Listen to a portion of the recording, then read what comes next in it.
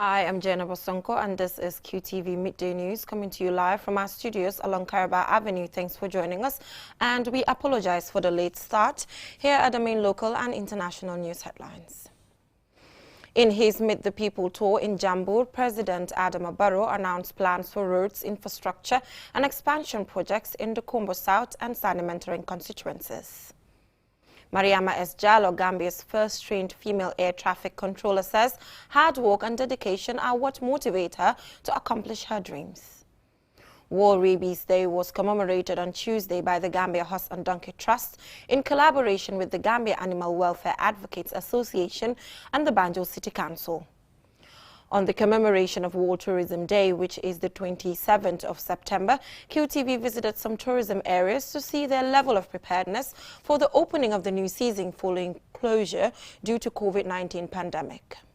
In international news, Guinea's junta said on Monday its members are barred from standing in the next national and local elections. Those were the main headlines, and now the news in detail. Do stay with us.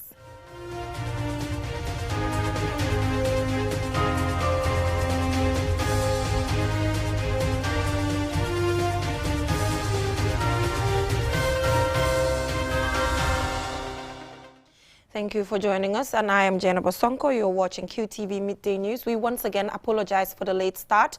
Now, in his Meet the People tour in Jambur, President Adama Barrow has announced major infrastructure development plans. As a response to people's concern, the President set out plans for roads, infrastructure and expansion projects in the Combo South and Sanimentering constituencies. This is a roving crowd of supporters giving a warm reception to President Adama Barrow as he enters Jambur for another meeting and dialogue with the people on developmental affairs of the country. It is a joint meeting of Combo South and Sanimentering constituencies whose residents are in attendance. The dialogue commences with speakers confirming the developments in their constituencies during President Barrow's tenure. The Alcalde of Jambur opens the dialogue, speaking about the development registered in his village, particularly the ongoing construction of the Farado Jambur roads. Jambur on from the jang. Jambur si so fa fi. Ngalo ne silo ñu commencé. Xam nga jambali nañ yoon. Ala ta ko la. Gannaaw Yàlla. Asotota. Am nañ ko. Adama Barrow la ñu Barrow. Si jamono Adama Barrow lañ ko amé. In accordance with the purpose of the constitutionally mandated tour, the dialogue has highlighted development concerns of residents of Combo South and Sanimentering constituencies and appeal for government's interventions for solutions. Mr. Adama Barrow, mbe dani la kote ke kasa kunda katafo birikama nyofele ka finti kasa kunda la silatiye kabo nyofele ka finti sifo silatiye mbe dani la ala kan kila ka yemma ko kantu mole muitimi yalon ko mudogu kende kelale. The Minister of Information, who is a native of Jambur, also speaks at the meeting, emphasizing government's record in socio-economic developments in the last 4 years across many sectors, including infrastructure, agriculture, energy, health, sports, water resources, and others. Ninata ministry bundala mi yalanko wala marta jiella kunyala jang water resources mbetembo minto atata sate kemefula sate taworo wala ni wore bo holol lide nyante topoto la dami ya datla fango mi yalanko abeni solalo. Addressing the people and in response to some of their development concerns, President Barrow set out his government's plan to roll out an expansion project of health facilities in the two districts, namely Gunjur and Sukuta health centers, which will each be provided with an ambulance, more doctors, and be better equipped to enhance their capacities to deliver quality secondary health care to communities. Bari nimba warandi la fanan la tele sain loptano nimba warandi la docteur be tan la docteur me la operation o kelale ni muso me lafta fansor la fana ma fansor no ando jarta opérer la sukula health center. President Barrow ends his speech with an announcement for the people of Clubfoot, revealing his decision to return to them community land that was claimed by the previous government. News bale be mbulu jang amna fi xibaar bu reey wala bu neex kibaro me yalon ko kibaro xamni kene dobe Clubfoot ngol bulu amna ben pak bo xamne mo muy Clubfoot man sakunda ya tay bulo kono le buru ni jël ko ci sen loxo bari ndel ngadi sonota pour ka murundi Clubfoot ngol ma waye nak ñu ni wala kay do nata ten kay ko bula ameni mbela fi la Clubfoot ngolé na dina mu tawa Clubfoot ñew ila VDC sen VDC membership la membership oli sinaja nga kay do dila. The Meet the People tour will tonight continue when the president will inaugurate 2 health posts in Makumbaya and Busumbala and the hosting of a joint meeting in Wellingara. Mohamed Lamin Choi, QTV News. Mohamed Lamin Choi there on the presidential tour. Now, Mariama S. Jallo, a 29-year-old woman, has become Gambia's first trained female air traffic controller. Our reporter Omar P. Jallo spoke to her at the Gambia Civil Aviation Authority Safety Week commemoration. More in this report. Air traffic controllers are responsible for the safe, orderly and efficient flow of air traffic. They are usually stationed in air traffic control towers, from where they monitor the position, speed and altitude of aircrafts in their assigned airspace and give directions to the pilot by radio. Being an air traffic controller requires highly specialized knowledge, skills and abilities. Mariama S. Jallo successfully graduated from the Ghana Civil Aviation Training Academy in April this year. She was among a group of 9 young Gambians sent by the Gambia Civil Aviation Authority GCAA to Ghana to do the course. Mariama Jallo joined the GCAA in 2013 while studying at the University of the Gambia, where she bagged a bachelor's degree in physics in 2015. We asked Mariama how she was able to excel in a male-dominated industry. Giving up was not in me. I said it to myself, no matter how tough it is, I'll go to the end. If it was given up, I would have given up when I newly started. Because people used to call me and they would tell me, you cannot do this. This is not for you. Because women came and ran away. And I know you will also run away one day. I say no to that. So those were the things that keep me motivated to reach where I am today. The path to becoming an air traffic controller is not a quick and easy one. The mother of 2 share with us how she balanced her marital and matrimonial roles with her work. I am at home, I am a wife, but when I am in the office, I am an air traffic controller. Any stress back home, I have to know that I don't have to take it to my workplace. So you need a man that understands the nature of the job that you do in order for that marriage to work. And I thank God at least that my husband understands the nature of my job. Mrs. Mariama Jallo added that the skills, knowledge and behavior learned as part of the apprenticeship are as valuable outside of the control tower as they are inside. Once you sit here as an air traffic controller, if you have stress back home, when you come in here, you leave that behind. You are here to save life of people. Do you know the number of people that are in that aircraft? They are all depending on you. One little mistake, it can cause a crash to an aircraft. Mariama has a word of advice for girls wishing to become air traffic controllers. And what I have for women out there, those that are married, I believe if they can manage themselves well, they can also do it. I am a mother of 2. For those that are not married, that are just starting, I believe this is the right time for them to apply for this job. Mariama S. Jallo is a native of Frafenye in the North Bank region. She attended Frafenye Primary and Junior Secondary School, moving to SOS Senior Secondary School, where she graduated in 2011. She then enrolled at the University of the Gambia that year. Congratulations to Mariama on a unique achievement. Reporting for QTV News, I am Omar P. Jallo. Very, very impressive. Congratulations to Mariama S. Jallo. Now, World Rabies Day was commemorated on Tuesday by the Gambia Horse and Donkey Trust in collaboration with the Gambia Animal Welfare Advocates Association and the Banjul City Council. The event was held at Crab Island School in Banjul. Babakar C. has the rest of that story. This year's theme for World Rabies Day is Rabies, Facts, Not Fear, focuses on facts about rabies and eradicating myths or misconceptions. The day is observed on September 28 because it marks the death anniversary of Louis Pasteur, the French chemist and microbiologist who developed the first successful rabies vaccine. As part of the commemoration in the Gambia, the Horse and Donkey Trust, in collaboration with the Banjul City Council and the Animal Welfare Advocate Association, organized a campaign to vaccinate dogs in Banjul.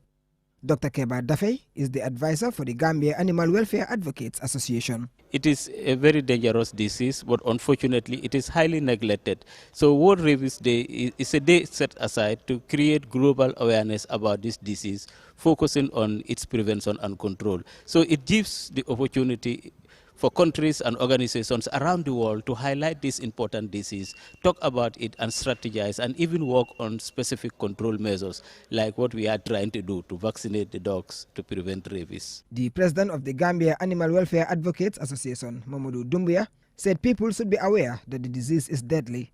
Rabies is deadly. Immediately if you are infected with rabies, it takes you 10 days as the incubation period, then that's the time it will take you off as human being. So people have to be aware that rabies is a killer disease. The day today is a very wonderful day for Animal Welfare Advocate Association. This is the time the advocate will come out and sensitize the public on how the disease is supposed to be controlled and preventive measures that people have to take to prevent themselves from this deadly disease. Africa and Asia are the continents in which 95% of the cases occur. Half of the cases involve children under 15 years of age, with rural poor population suffering the most. Musa Jallo of the Gambia Horse and Donkey Trust said that there should be a new approach which should involve going to schools and teaching the children about prevention measures. Normally in the Gambia, there are few adult people who rear dogs, but most dogs are reared by kids. So if we talk to these kids and try to get them know what rabies is, I think that will really help, and they can go back at home and teach the elders. Despite the social media and radio campaign in preparedness for the day at Crab Island in Banjul, disappointingly, dog owners failed to turn up to get their dogs vaccinated. The deputy mayor of Banjul gives a possible reason. Definitely, we don't have a lot of dogs which are in compounds. We have a lot of dogs at the wetland, and now everybody knows that our wetland and with Banjul as a whole is flooding, and a lot of water is all over Banjul, especially Banjul North, and that's where the dogs are. So definitely they went there, but they cannot catch any dog to bring them here. Definitely that's the problem. Though fatal, rabies is preventable. Rabies can be avoided. The death from the disease can be prevented by administering vaccines and appropriate use of technology. The bite from an infected dog accounts for 99% of these cases, according to the WHO. The people who organized this event say despite dog owners not coming out to vaccinate their animals, the fight to eradicate rabies continues. Babu Karsi, QTV News. From that story by Babu Karsi, we will now go for a short commercial break, and when we return, we have some more local news stories as well as international. Do stay tuned. Looking for the fastest and easiest way to receive money transfers from abroad? Well, QMoney and RIA just made it happen. Now you can receive international money transfer from RIA directly into your QMoney account with no additional cost. Once you receive an SMS alert about your transfer, walk into any QMoney agent across the country to receive your payment for free, or use the money immediately to buy credit, QPower, and other QMoney services. It's fast, safe, and convenient. For more info, call customer care on 133. QMoney, Sunu Calpe. Terms and conditions apply.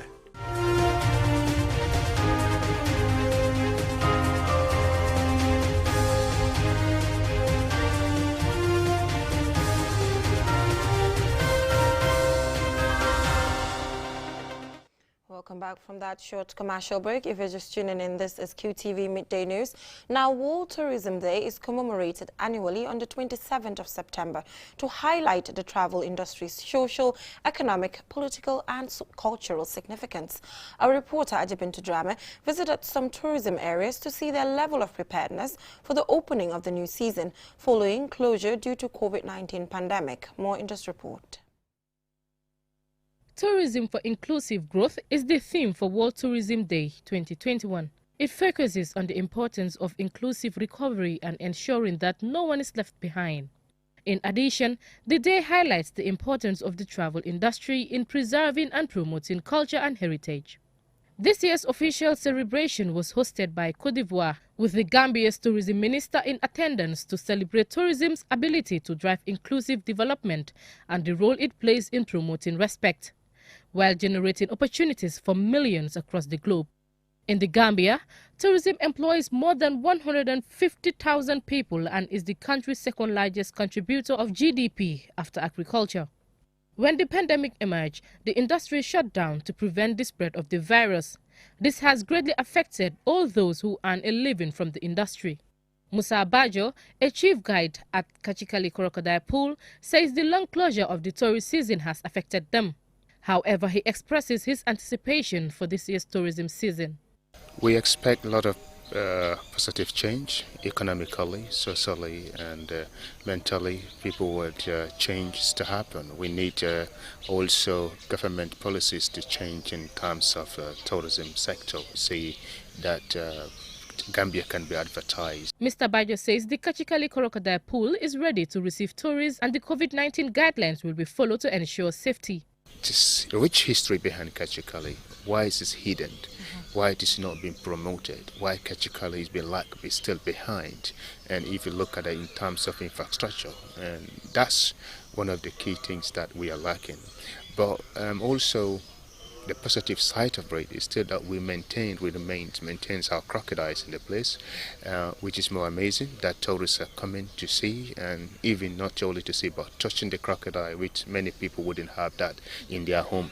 At the Senegambia Craft Market, we meet Aissatou Yande, a local fabric and accessories seller. She says that the craft market was almost non-existent due to the coronavirus, adding that it was challenging and had affected their only source of livelihood.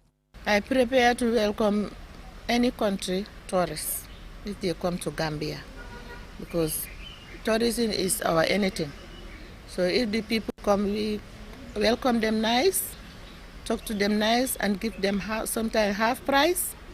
Alpha Cisse is a wood carver at the Senegambia Craft Market.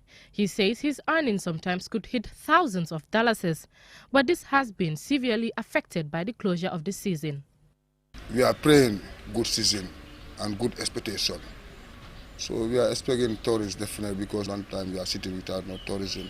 So we are praying to get tourism because we want tourism. Tourism is our life. Without tourism, we're going to die. The UN World Tourism Organization was established in 1980 to create awareness on how tourism affects socio-cultural, political and economic values globally and the role of tourism within the international community. The tourism sector employs millions of people. According to the United Nations, the tourism sector employs 1 in every 10 people on Earth, and for some countries can represent over 20% of their GDP. In the Gambia, the figure was 15.5% in 2019, which was before the pandemic, and went down to 8.4% in 2020. Ajibintu Drame, QTV News. Now, 8 healthcare workers have been trained in the basic Ponsata technique by Miracle Fit Charity in collaboration with the Gambia Clubfoot Foundation at a 2-day training course at the Birkama Health Center in the West Coast region. Yaya Jawo has the rest of that. This training is to prepare healthcare workers on the basic Ponsata technique to be able to detect and treat early clubfoot problems in children. Clubfoot is a birth defect where one or both feet are rotated inward and downward. In many cases, the affected foot and leg may be smaller than the other. Without treatment, the foot remains distorted or deformed, causing people to walk on the sides of their feet, which may lead to pain and difficulty in walking. At the event, Ibu Kamara, the founder and national coordinator of the Gambia Clubfoot Foundation, explains the role played by his organization in the fight against clubfoot problems in the Gambia and highlighted their achievements. Treatment is a challenge in the country. There are no well-trained Gambians who have the skill to treat the clubfoot in our own country. We decided to look at the program in that aspect by training our own people. When we started with Carnifing as a pilot and Edward Price Small Teaching Hospital, each of this hospital we trained 6 people. And then from then, the past 2 years, they've treated 157 children within these 2 facilities. That is an achievement. The training consultant, Dr. Uchenna Oluwatosin, a physiotherapist from Nigeria, says early treatment of children with clubfoot problems is important. Clubfoot is majorly idiopathic. Up to 80 to 90% of the cases are idiopathic in that there's no known cause. What has been found is that it's more common in low-income countries. not because of any specific factor, but because in low-income countries, we tend to have more children. Dr. Oluwatosin also stated that apart from the primary factors, there are secondary causes of the condition. There's a 10% that is secondary. And in this secondary, you find that it's associated with other diseases. You could have spina bifida, which is a neurological condition, or arthrogryposis, which is something that has to do with the joints of this child. So when you have the secondary cases, it's not easy to deal with Ponseti. And then sometimes we actually have to decide whether it's worth it, because there's a life-threatening situation or condition that the child has that has to be taken care of first before you think of Ponseti.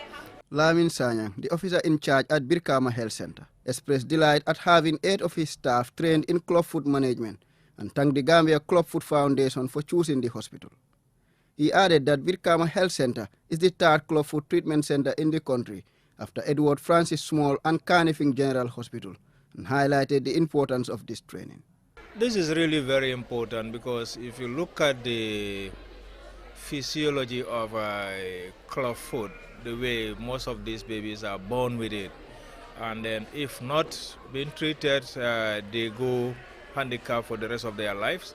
So getting this treatment and having these people trained, at least you are bringing them out from that what they might be going to, which is not necessary in life, so they become productive people in life.